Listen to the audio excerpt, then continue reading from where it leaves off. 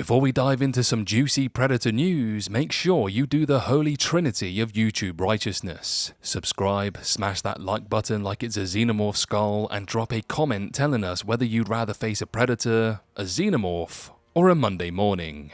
And hey, if you feel generous, consider joining the channel as a member. You'll get exclusive content, behind the scenes breakdowns, and a chance to help us keep the lights on while we obsess over sci-fi Easter eggs that may or may not exist.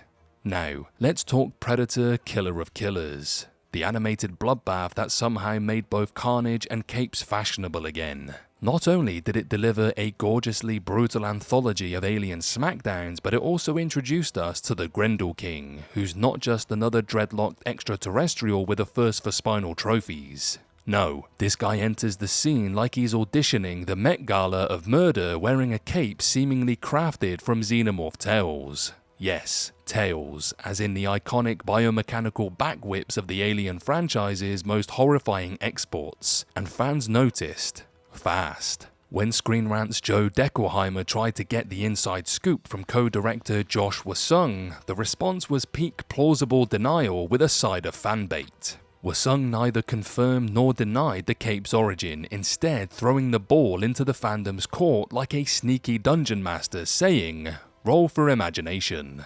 In his words, "We wanted to design that Predator with a regal elegance mixed with brutality, but we really wanted to leave it to the fans to imagine where each of those skeletons and pieces of various creatures that he clearly has conquered might have come from." Translation: we know exactly what we did, but we're not legally allowed to admit it yet.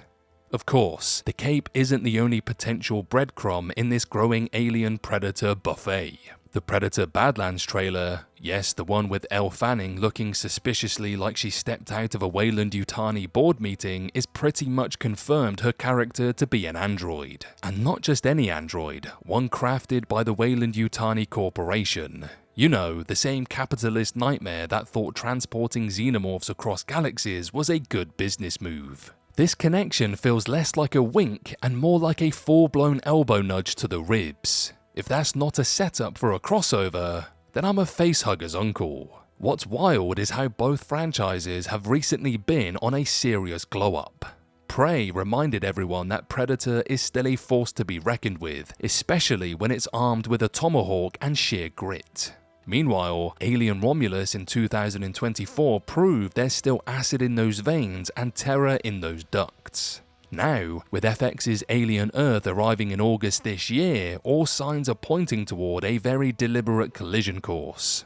Honestly, we might just be a few tentacle-twisting plot threads away from a full-blown Alien vs Predator renaissance we've all been quietly manifesting since 2004. And while Wasung played it coy, his answer practically screams, "Yes, but don't quote me." It's the kind of answer that's crafted in a legal bunker by PR professionals trained in the ancient art of saying something while saying nothing.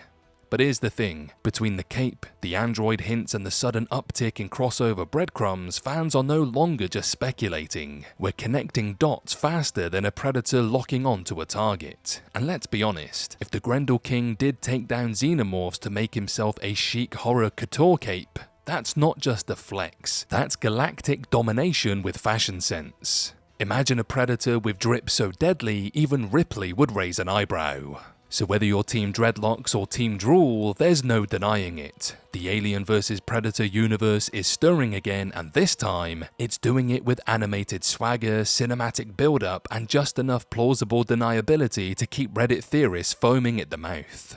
So buckle in, because a new chapter of sci-fi's deadliest crossover is coming, and it's got claws, acid, and apparently fashion sense. And if that doesn't excite you, then clearly you haven't seen what a Predator can do with a sewing kit and a pile of alien corpses.